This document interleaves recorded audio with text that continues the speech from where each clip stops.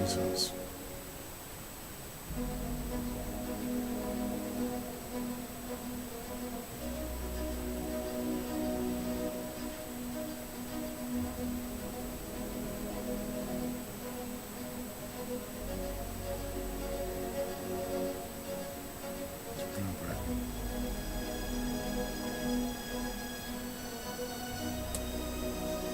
Let's see.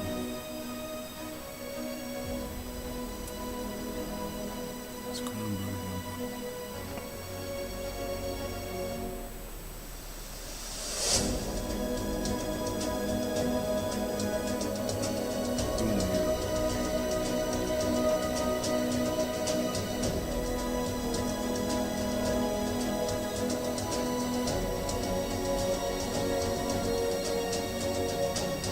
Mansions. Cripples his letter.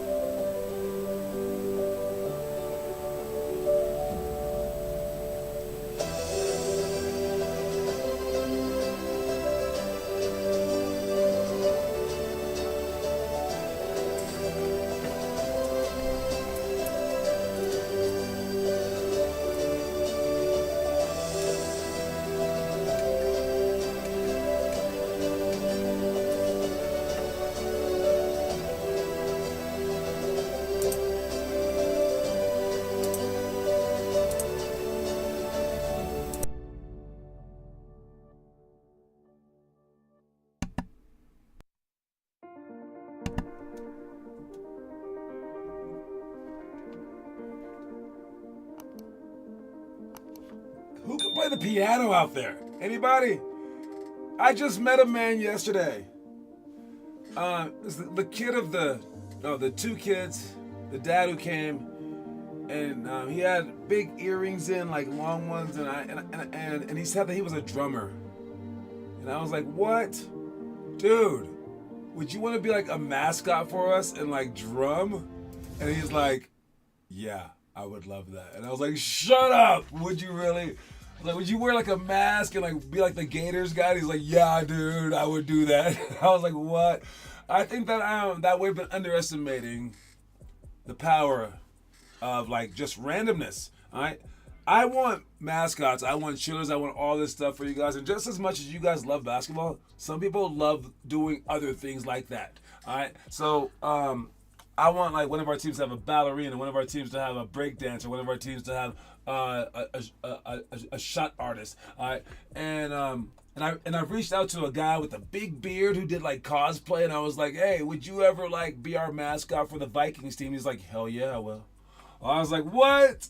I think it's good. I think it's gonna be decently easy. I didn't even offer these guys money, and I'm gonna be paying these people. All right, so like I don't know, man. It's gonna be really cool. But anyways, what up, Jace? I see you, Jacob. How you guys doing today? If you're here, check in the comment section so that I know that you're here. And let's begin the show. Wanted to talk about food.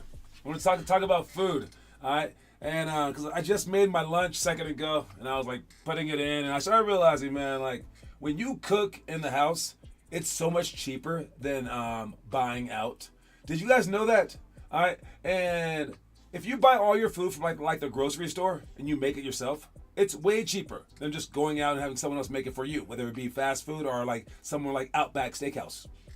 It's because they put in the work to make it, right? And you're better off just making it yourself. And what I realized about our program is that when people join, they are so confused. And like to me, I'm like, yeah, sign up and show up and we work out and then you go home. Like there's nothing confusing about it. But because I've been in there so long, I think that when they're coming in, they're like, dude, what day do you work out? I'm like, today. They're like, okay, thank you. Jeez, was that hard? I'm like, also tomorrow. They're like, what? And the next day, what? Wait. Every day? Oh, well, that doesn't make sense because we can't come every. Well, you don't have to. But then his teammates will come every day, and then he won't know his teammates. And I'm like, oh, and then they're like, well, okay, wait. So you go every day? Cool. So you don't have games? Well, yeah, we do have games. What? Wait, so when do we play? That's the weird part. I don't know. Whenever we sign up for tournaments. Well, when are the tournaments? I don't know. Soon we'll know that question way in advance. So that's a weird thing. But we sign up for a lot of games. Well, we don't want to come to all those games. How many games should we come to? It's like, I don't know. Come to as many as you want. Well, that doesn't make sense. So what they really want is a very simple thing. They want you to tell them, listen, man, we got fries, we got a burger, and we got a shake, and we ain't got nothing else. So do you want it or do you not want it? But when they come in and you're like, here goes 16 aisles. You get to make any food that you can think of, and it's cheaper. They're like, well, tell me what I should make. Make whatever you want. You can have it all. Same price as the fast food and healthier for you. And they're like, what? Can you just make it for me and tell me exactly what I'm eating? All right. And when that happens, they're basically asking you to steal their money. And I don't want to do that. All right. But one day we'll have to. One day this program will only be for 36 kids. All right. Right now we have 53 kids. I'm trying to make it for all 53, and it's not working. I got to tell you that. It's not. We need to make this program only for 30. Wait, how many? I forgot. 36 kids. All right. 12 per team. Elementary, middle school, and high school. Only those 36 kids should I care about. And what's going to happen is the other kids will all get jealous of those kids. And I'll say, if you want to be one of these kids, you got to do X, Y, and Z, and I might pick you. And people love that. They want to be told that they're going to get cut. They want to be forced, even though they don't say that. Everyone thinks that they want a chance, but you don't want a chance because you're given a chance every single day with us. So they want to be forced, and that's what we're going to do. I think I can help out far more people if I stop trying to help them so much. If I should just let some kids fail. That's what I've learned. So that's what we're going to do step by step. I will back off of people, and we will allow people to come in and just do nothing. That would be crazy. And for our summer camps, I've already had this goal set out. I'm going to pay the kids to work our summer camps. And I'm going to pay, the 36 kids that I'm talking about. And you guys will work our summer camps. And when the kids come in outside, they'll just play games. We're not trying to make anyone better. Everyone loves the summer camps that just play games. We're not going to teach them anything. All right? We'll give them a few speeches, make it seem like it's awesome. And we're basically being babysitters. So we'll make some money like that. But at lunchtime, we're going to work out those kids. And everyone else has to watch. All right, so the main counselor kids, the main 36, we'll give you guys a workout. We've already experimented with this where we did our boot camp during lunchtime, during the summers, but usually it just becomes a big, huge like babysitting thing. And I was trying to make it good for everyone, but man, people would call and complain. So I just stopped it. And I was like, what should I do? Now I figured it out. I'll bring back the summer camps, but not this summer. It's just been it lacks so much integrity because our kids are cool. Our kids, one year, we didn't even have a water break during our summer camp. It was crazy. I mean, I know we did a water break. Okay, we didn't have a lunch break. There you go. We did 20 minutes of lunch, but in groups. So 20 on for we have 3 groups, 28, and then the group in the middle, they did a workout, and the group afterwards did a conditioning thing. So you would be at one of those 3 groups. So we only had a 20-minute lunch period. Oh my Lord. Like 12 people called up and were like, what kind of camp is this? Are you running a slave trade thing? It was hilarious. And I was like, and it was some girls that complained. So I yelled at those parents and I said, stop treating our future women like that. I totally turned it. They came back, apologized. It was weird. But yeah. So you guys, well, we will bring back summer stuff soon. I will get it up on the website. Not for next week. We'll have next week off, but for the week after, I'll get all those dates up for June and July. All right, and don't forget that we're also traveling to Taiwan in July and to Vegas in late July. So we have all that stuff planned. Super excited. Let's get to the show. We got our quote of the day. The quote of the day today is nothing. Man, I don't know when I forget to put it up. I don't know how I forget to put it up, but I totally just forget to put it up sometimes. All right, that's not it, but it is this right here. There we go. Quote of the day is, be the example. Okay? I would rather you guys like talk and like communicate. All right, but when all you do is talk, that's not good either. You have to also show. Okay? So while you're speaking to everyone and you're telling them what to do, you also have to be the example. Don't just be the example by going hard. That's good. That's great. But also like speak and like use your words. All right, but being the example and doing the right things, going your hardest the entire time is the best way to do everything. Even if you're in help side and the other people aren't, and you cover and they don't rotate to your man, you still do what you're supposed to be doing. Even if everyone in your whole school is like doing drugs and stuff like that, just don't. All right, because eventually you will wear down people, and people will be a better human being because of it, and you'll be forging the world around you. You'll be making the world around you a harder working place, a nicer place, because you are that example. People like to follow literal physical examples rather than just words. They think that words are just blah, blah, blah, blah. But you doing it, that's what matters to them. So be the person that you want to see in the world. Be the people that you want to see in the world. Do the things that you want everyone to be doing in the world, and then you're off to a great start. All right. We got the Warriors thing. What is this about? Oh, yeah. Is this a travel or nah? Your call. Beasley going like this. Boom. Hit. 1, 2. And then the other guy starts laughing. Is that a travel or nah? Is that a travel or nah? What do you guys think? He's explaining it right now, so here it goes. All right. So there. He puts the ball down, and he doesn't touch the ball as he does a little shuffle. He hasn't touched the ball yet. Now he's touched the ball again.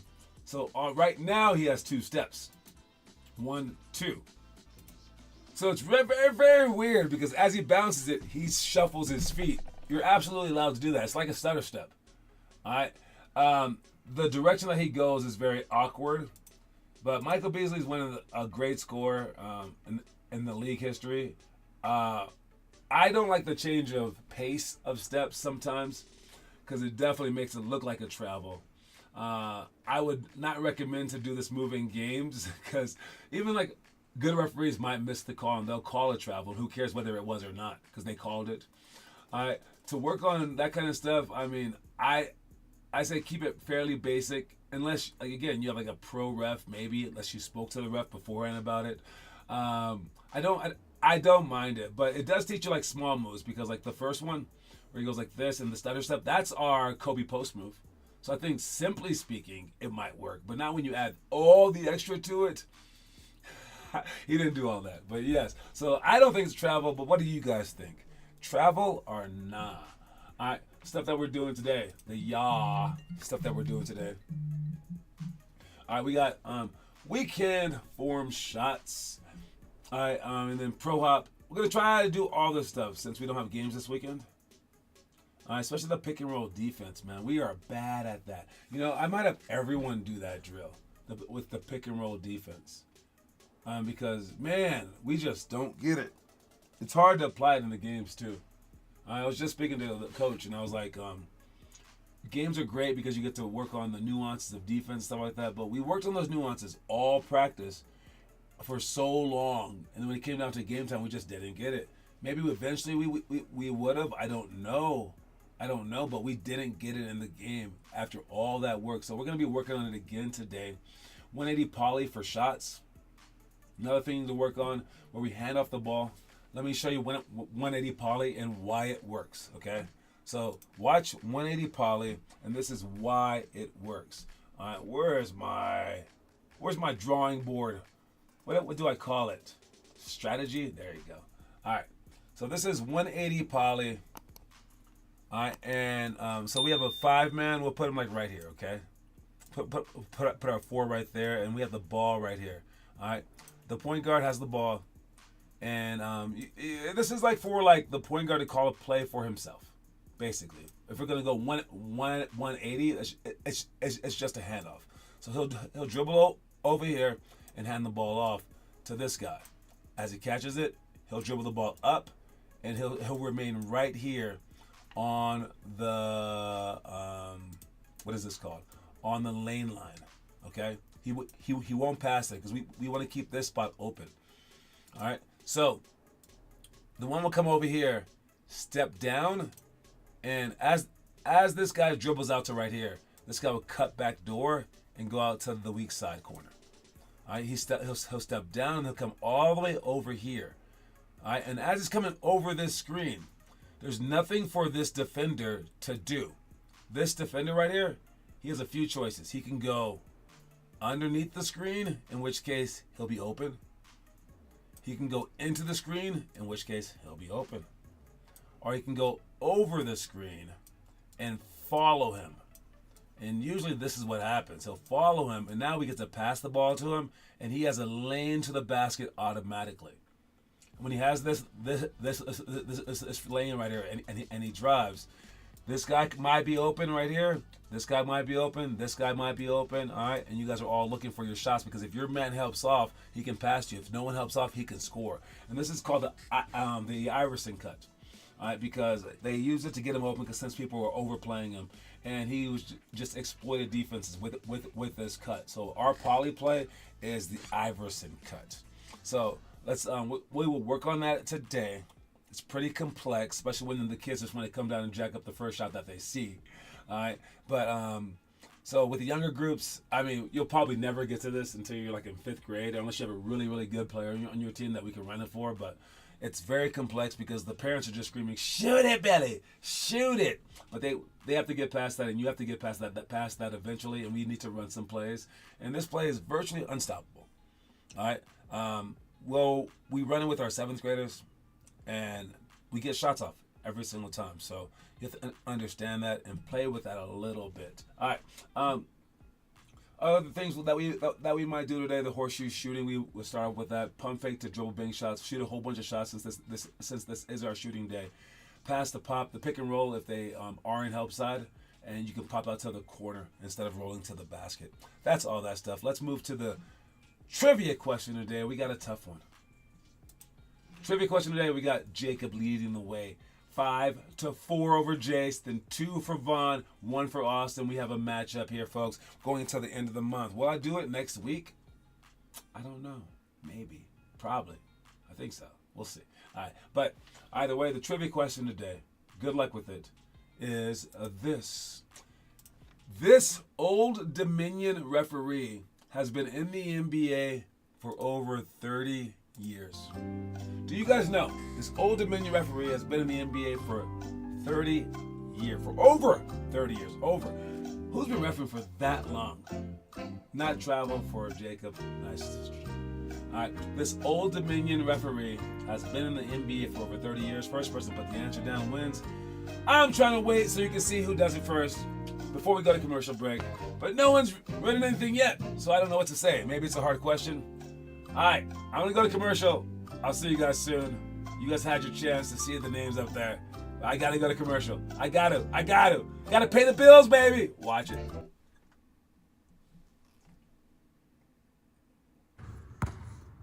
Water break.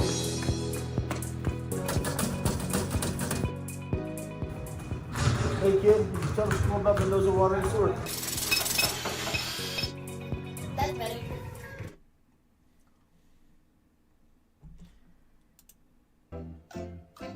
Yes, that is better. All right. There's the answer right there. Good job. And the answer is Tony Brothers. Ranked as one of the best officials in the league, favorite officials, but also ranked as one of the least favorite officials. So basically, players don't know what they like. But that is the answer, and you now have an extra point. Let me add to that right now, sir. Jacob might be on his way to his first win ever. I don't think he's ever won a month. He has not. And Jason's been dominant over the last couple of months. Whoever wins a $50 coin. Good luck with that. Next thing is a health thing. All right, and we're listening to Aaron Gordon talk. I would really appreciate it if there were a couple of days in between games in the playoffs instead of every other day. Regardless if you go 7 games. You know, I understand if you do your work early and you get first seed, then you can have some time off. But I think the days in between games, not just off day and a travel day, but a travel day and a recovery day, just two days. I think the product of the game would be a lot better. I think there'd be just a better product on the floor just to give all the. So Aaron Gordon wants us to play until September, and it's all because he got hurt. No, it does make sense to have some rest days, but they were already given the rest days during the season. They keep wanting more and more rest days, when in the past they didn't have to do as much. I think that's partially because the game is getting more demanding, but they also don't have as much physicality. They are running everywhere more because people are more athletic these days, so you have to keep up to them by running, and they can shoot so many more threes, so you have to keep up to that. But they're not hitting you as much. So there's might be like more wear and tear on your legs, but not on your physical body. So people getting injured more. Maybe people have to keep up with the demand of the skill development as well, so they have to work out so many extra hours as well. I don't know. All right, maybe people were getting hurt, but now we know so much more about medical recovery and the chances that people were taking back in the day that weren't worth it because the money on the line, right? So now people aren't even allowed to play even if they want to play. So, but we're taking more and more days off, and we're getting more and more injuries. So maybe it's not that. I don't know if it's a mixture of all of it, but it's very, very strange to me that they're asking for more days off when people were more physical in the past, and they had fewer days off, and they were getting injured less.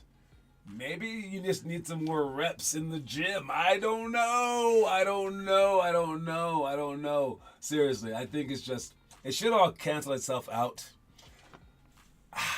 I don't know, man. But we do want the better product on the floor. And if these players today are just that much softer because they're that much richer, I think that's the thing. They got so much money, and they just it changes you, man. I really do believe that that's the case. I listed a whole bunch of other reasons that were the opposite, but I think in the end I'm gonna go with that. But definitely take care of yourself, take your rest days. But imagine, for you guys, imagine if you played so hard in the games that just one game a day made you exhausted. You guys play 3 games sometimes and aren't that tired. And you can say, well, that's because they're playing longer games, 48 minutes versus they take so many timeouts. I used to be a D1 player, and we had timeouts every 4 minutes. I could play. I felt like I could play forever. But yeah, 1-2 games a week was like tops. It was like exhausting. It's because we put so much into practice and so much into games. Kids just go out there and walk. And you don't think that you're doing it, but I assure you, I was even doing it in high school. You don't know how to exert effort for a long period of time. The quicker that you can do that and take advantage of it, the quicker that you'll dominate. So if you can understand that it's not, you aren't ever resting during an entire game, and be more like this guy right here, the more that you'll dominate, because everyone else, even through high school, they are resting. They're going half speed. They're trying to figure things out. Just go as hard as you possibly can, and man, you will do so much better. Let's see the homework. Speaking of hard work. All right, so this is the homework. It's what you do in the dark that puts you in the light. And we got Karen and Declan and Josias. All right, and we have Jace right there. Make sure you guys are doing the homework. Great job, you guys. Because again, what you do in the dark it's what you do in the dark that puts you in the light. It will put that spotlight dead on you. So make sure that you're at least one of our hardest workers, and you will be A-OK. All right? Anyways, moving on to some behind-the-scenes news in the NBA. All right, we just had a draft, and had Shaq saying some stuff about his draft, with David Stern right there pictured. Asked him, "You like sunny places or like wintry places?" And then all of a sudden he's going to a sunny place. All right, Patrick Ewing and LeBron James, they all. I mean, there's always like conspiracy theories and this and that, but here are the top 12 craziest ones. If you want to look at this kind of stuff, Abe Pollin's widow brings Wizards good luck. Oh man, yeah, I guess the owner's widowed wife came to the thing and they just gave her the top draft pick. Is that kind of shady? I don't know. The Pelicans land Zion Williamson amid Anthony Davis exit. So the Pelicans lose Anthony Davis, and all of a sudden they're just gifted Zion Williamson. They don't show us the ping pong balls. I think that they should, but there's so much money on the line. Maybe they shouldn't. Should they just put their entire league up to chance, or should they like kind of go, you know what, we'll do the ping pong balls, but if they don't bounce our way, because like imagine this. Everyone hates the Lakers. It's my team, but imagine this. Imagine if the Lakers had like a 0.01% chance of getting the top pick, and they get it. After already having Luka and LeBron, and they get the number 1 pick. And it was the way that the ping pong ball bounced. Should the NBA just go by that and have everyone pissed off, thinking that it's fake, even though they saw it? Or should the NBA just go, nah, let's just give it to someone else? Because then the fans will like it better. I mean, should they be honest about it, or should they rig it? That's what I'm asking. Because honesty might sometimes kill them. And the way that you see it is the Cavaliers lose LeBron, but they win the lottery, so they did that franchise a favor possibly. But when they got LeBron's from Cleveland, and they won that one too. And it's like, what should you do? Everyone in the whole NBA, including the owners and the players and the referees, they all get paid more when LeBron goes to the Cavs, because more, and the fans like it more too. I don't know. There's so many different ones here. The Spurs land another cornerstone big man in Wembanyama. It was the only team that he could go to. That was like a perfect fit for him. They also got Tim Duncan and Dave Robinson, 3 of the greatest big men of all time, probably. All right. So there's all these things in there, and I don't know. It's strange. I say, these are the forces that be. Let them be. I mean, it is what it is. It's an entertainment industry. You can't get too caught up about it. But there are so many more. Let's see what the number 1 is, so we can skip all these. All right, LeBron James' hometown, and then the Knicks the frozen envelope controversy. They said that they froze one of the envelopes so that Patrick Ewing would go to the New York Knicks, and they felt the cold envelope. Maybe that happened. I don't know. Anyways, either way, let's check out the story of the day. Many famous people have alter egos that they've used to bypass some type of restriction in their lives. Sometimes they even change their names to overcome shyness, humble beginnings, or prejudices attempting to derail their efforts. sometimes in life, you must kill the person you were born to become the person you want to be.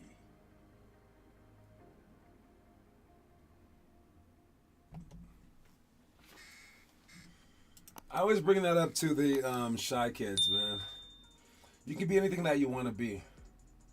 The alter egos like Prime Time is Deion Sanders and things like that. They allow you to be whatever you want to be. It's a game. That's the cool part. And even life is kind of like a game too. And if you let shyness hold you back from things, your whole life will be very regretful. All right, but not just shyness, just like overall fear of your greatness, fear of failures. Sometimes you got to be someone else. And I'm not saying that who you are is anything like bad, but if you're shy, man, like step out of that shy zone and just be someone else. All right, it's a game. Talk your trash, but be nice about it. All right, ask for the ball even though you don't think that you can do anything with it. All right, and when you work out, you're Kevin Durant when you're working out every single second. All right, be who you gotta be. Be who you want to be in your mind. If you have to call that person a different person, call them a different name. All right, but get like a cool nickname, like some of those stars that flashed on the screen. And if you're thinking about stars, do you guys know any of these stars right here? Do all these guys have nicknames? All right, Reggie Miller was Miller Time AI. That's his nickname right there. But also The Answer. Steve Nash. I don't know if he had a nickname. How about Damian Lillard? Dame Dollar. The Beard right there. The Mailman. If he's the Mailman, what was John Stockton? I don't know. Russell Westbrook? Russell Westbrick? No, that's a bad nickname. I don't know what his nickname is. But either way, all these guys have something in common. And can any of them change it this year? No, they cannot. Because Dame's out of the playoffs. The Beard's out of the playoffs. Russ just got kicked out. All these guys are the greatest guys to never win a championship. Of all of them, who is the greatest? And people are like divided online. Who's the greatest out of all of these guys? How many MVPs do we have up there? You got Harden, Steve Nash twice, Karl Malone once, Allen Iverson once, Russell Westbrook once. So does that automatically make Steve Nash the greatest? Hall of Famers? They're all Hall of Famers. Ones that should be in jail? One. No, I say that the answer is pretty easy. All right. There are 5 statistical categories in the NBA. All right. 5 main ones: points, assist, rebounds, steals, and blocks.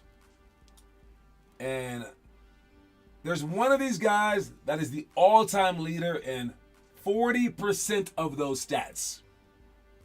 Okay?